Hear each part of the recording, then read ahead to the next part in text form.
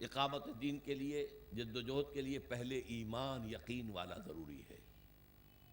اس کا منبع اور سرچشمہ قرآن حکیم ہے۔ میں اپنی زندگی کے 45 سال اس میں بسر کر چکا ہوں، بلکہ 50 سال قرآن کا پڑھنا اور پڑھانا، سیکھنا اور سکھانا، تاکہ ایمان پیدا ہو دلوں کے اندر۔ جماعت قائم ہوئی ہے، اللہ کا فضل ہے، اللہ کا شکر ہے۔ میرے بہت سے ساتھی ہیں اب جو درس قرآن اسی طریقے سے دے سکتے ہیں جیسے میں دیتا ہوں اور دیتا رہا ہوں، بلکہ بعد مجھ سے بہتر درس دے سکتے ہیں۔ یہ دوسری بات ہے کہ ابھی وہ معروف نہیں لوگوں کے اندر، تو اگر کہیں میرے درس کا اعلان ہو تو لوگ زیادہ آ جائیں گے، ہمارے نوجوان ساتھیوں کے درس کا اعلان ہو تو اتنے لوگ نہیں آئیں گے، یہ دوسری بات ہے۔ لیکن وہ کام ہو رہا ہے، تنظیم بھی قائم ہو چکی ہے، بیعت کی بنیاد پر قائم ہو چکی ہے۔ ہم نے سنت نبوی کو زندہ کیا، الحمدللہ ثم الحمدللہ، کہ بیعت کی بنیاد پر تنظیم ہے۔ وہ انگریزوں کے لائے ہوئے طریقوں پر ہم نے تنظیم اور جماعت نہیں بنائی ہے۔ اب وہ دعوت آگے کرنا، پھیلانا، آپ اس تنظیم میں شامل ہوں۔ آپ کو یہاں پر میرا خیال ہے کہ یہاں جو سٹال ہیں اس میں بیعت فارم بھی مل جائے گا، اس میں اگر آپ کو واقعی ارادہ کر لیں بیعت فارم پر کر جی تنظیم میں شامل ہو جائیں۔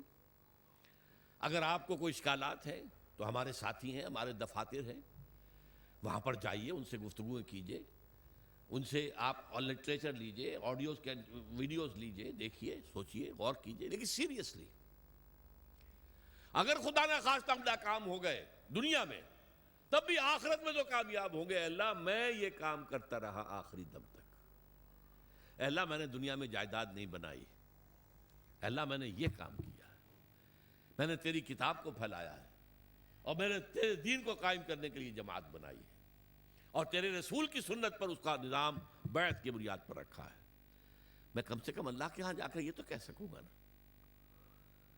چاہے ہم قائم کر سکیں یا نہ کر سکیں، اور اگر کر دیں تو کیا کہنے، پاؤ 12 ہیں، پھر دنیا میں بھی اور آخرت میں، دونوں میں کامیابی ہے۔ ورنہ آخرت کی کامیابی تو کہیں نہیں گئی۔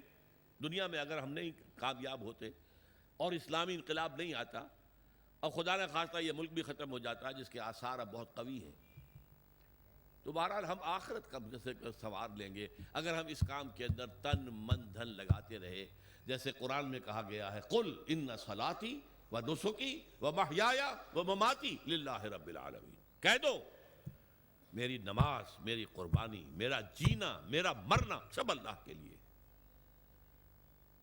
میری زندگی کا مقصد تیرے دین کی سرفرازی، میں اسی لیے مسلمان، میں اسی لیے نمازی، نماز اسی لیے ہے۔ وَاسْتَعِينُوا بِالصَّبْرِ وَالصَّلَاةِ، مدد حاصل کرو صبر سے اور نماز سے۔ نماز جو ہے آپ کو قوت دے گی، اس کام کے لیے جد و جہد کرنے کی طاقت فراہم کرے گی۔